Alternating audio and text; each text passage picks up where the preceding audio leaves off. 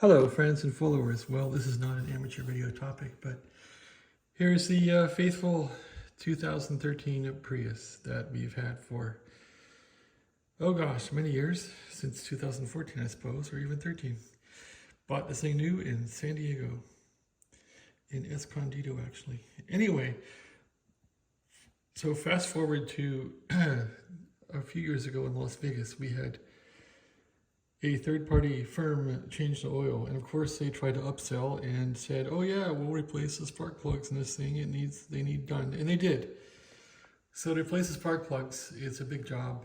You got to remove the vent thing here in the front. You got to move the wipers, and so the reason why this thing's apart is this thing's had a nasty squeak now for years, where you hit a bump and it makes a horrible squeak inside the passenger compartment, and finally figured out why. This is called a lower cowl that holds the assembly, and you can see it's not squeaking. And the reason why was the people that fixed it or screwed it up didn't put these bolts back in. So there were two bolts here that are missing. I just put one back in. And for anyone that cares, these are M6 size bolts, 1.25 pitch. So I bought some generic bolts from the auto parts store. Here's the bolt that actually goes in there. It looks like this. And so to rectify it, I simply have pulled this bolt out of here, and I'm just putting in generic bolts from the auto parts store, as that's a less critical mount than the little stabilizer strut. So I think the squeak I had was basically this metal piece here was flapping around and just squeaking against the firewall. I think that's all it was. So I'm going to put it back together now with these screws in and see if it works. Anyway, a tale of great woe. This thing has been an aggravating squeak for 2 years. And again, I didn't want to pull it apart because getting these wiper blades on, I couldn't get these blades on last time. Had to spend $200 at Toyota and they put them back on. So we'll see if I can get this back on and get that cowling back on, that vent cowling. But this squeak has been so aggravating. It's made the significant other want to get rid of this car. It's that bad. And the roads here in the Colony, Texas are very bumpy. They're cement slabs, but they have bumps on the interfacing. So this car is always going clunk, clunk, clunk, clunk, and this thing is going squeak, squeak, squeak, squeak, squeak. All right, enough of my complaining. There's the Tesla charger over here. It's been running for a few weeks. I haven't hooked it up because there's no Tesla here yet.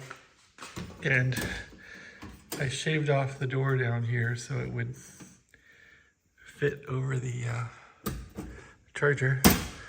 Of course, when I move out of this house, I will fix that.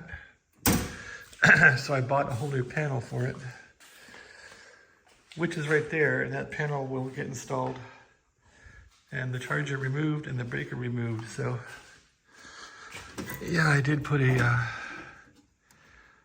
60 amp breaker here for the charger, I think, or maybe it's this one, I don't know. Anyway, the power comes into the house down here, so you want to have the least distance to the power source with 60 amps, so it'll be all right. We'll see. Okay, workroom here, garage. What a mess. This house has a hot water heater in it, which is, I think it's gas fired, but it's tiny. Yeah, there's gas going into it. Tiny little water heater, like instant heat. It works really well. For once. Bunch of tools I bought in Massachusetts for fixing the Monster ML500. ML, what was it? Was it a 500? Yeah, I think it was from 2017. Anyway, not using a barbecue down here, no gas hookup outside. Lawn fertilization. This thing is an edger I bought off of Amazon for putting edging in by the sidewalk. Not that I really care if it's there or not anymore. This has been a really great lawnmower. I paid about $350 for this at the beginning of the season. And this thing does well for here in Texas, at least for me. Of course, I'm allergic to the grass around here, so it makes me really sick. The owner of this house has a Rainbird controller in here for the ground, for the grass watering. And this is on Wi-Fi, so I can control this thing from an app, which is great. Should be cutting the water back because winter is coming along. AT&T fiber in the house here. This thing works really well. So I guess the house has a direct fiber connection. It's about $75 a month to run this thing. It's about 500 megabits, so that works fine for me. I'm rambling on here, sorry. We have fire ants around here. And that's it. This was supposed to be about the Toyota, not all this rambling. So I gotta get back to work here. Put this damn thing back together. Thanks for watching. Have a great day.